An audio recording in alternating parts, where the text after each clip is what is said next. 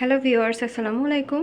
Welcome back to my channel Jahan blog and cook. সকলে কেমন আছেন? নিশ্চয়ই ভালো। আমি তো আলহামদুলিল্লাহ বেশ ভালো আছি। বেশ ভালো আছি বললে ভুল হবে, সন্ধ্যাবেলা মাথাটা একটু ধরেছে, তাই একটু চা বানিয়ে নিলাম। আর ওদের কোচিং থেকে নিয়ে এসেছি, এখন ওদের জন্য সন্ধ্যার নাস্তাটা বানিয়ে নিচ্ছি। তো নাস্তা কী বানাচ্ছি ঝটপট, ওটাই আপনাদের সাথে শেয়ার করতে চাচ্ছিলাম। এটা হচ্ছে তালের পিঠা। তো আমি ফ্রিজের মধ্যে 12 মাসি চালের গুঁড়ো সংগ্রহ করার পরে যখন প্রয়োজন হয় তখন সেটা আমি ফ্রিজ থেকে নামিয়ে এটা সেটা বানাই। তো আজকে ওরা বায়না করলো, এখন তালের সিজন, তো তাল দিয়ে আমার কাছে পিঠাটা খাওয়ার আবদার করেছে। আমি আবার এই পিঠাটা মানে শেয়ার করলাম। বানাতে তো সবাই পারি কম বেশি, কিন্তু ঝটপট আমি কিভাবে এটা বানাই, কিংবা অনেকের বাসায় হয়তো এই স্যান্ডউইচ মেকারটা আছে, বাট শুধু স্যান্ডউইচই বানাই এই আর কি। তো আমি ভাবলাম যে আমি কিভাবে স্যান্ডউইচ মেকার এই পিঠাটা বানাই, এই বুদ্ধিটা একটু শেয়ার করি, হয়তো অনেকের উপকারে আসতে পারে এই আর কি। এটা এক পাশ হয়ে গেছে, আমি আবার এটা অন করে দেব। হয়ে থাকবে, নিজে নিজেই হয়ে বন্ধ হয়ে থাকবে।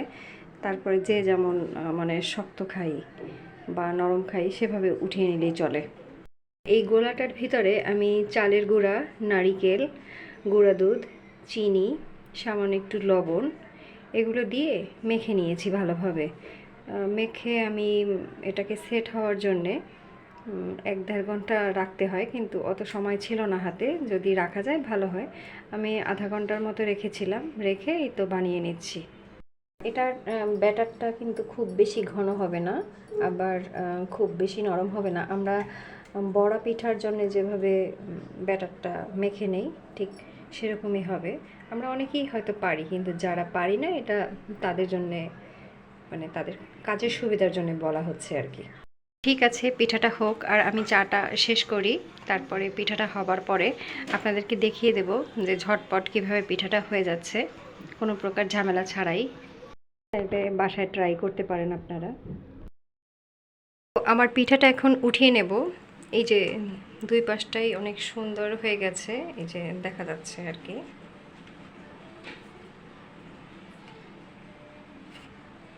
উঠিয়ে নেই আর কি।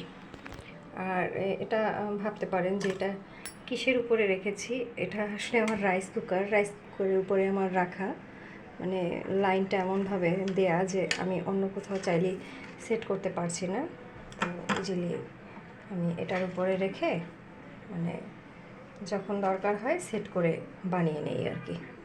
তো এই হচ্ছে আমার আজকে সন্ধ্যার নাস্তা, বাচ্চাদের ঝটপট বানিয়ে নিলাম। আপনারাও চাইলে ট্রাই করতে পারেন।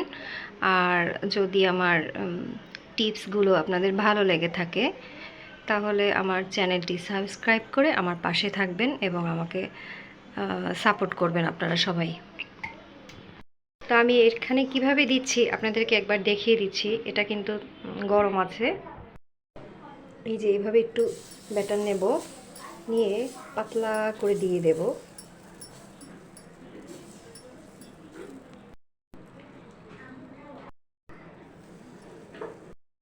তো এই যে দিয়ে দিলাম সবগুলো, আসলে গরম ছিল তো তাই ঝটপট করে দিয়ে দিলাম। এভাবে মানে পাতলা করে দিতে হবে ব্যাটারটা। তারপরে এটার ঢাকনা লাগিয়ে দিলেই আস্তে হয়ে থাকবে। এই যে, তো ঠিক আছে, সবাই ভালো থাকবেন, সুস্থ থাকবেন, আমাদের জন্য দোয়া করবেন। আজকে এই পর্যন্তই। আল্লাহ হাফেজ।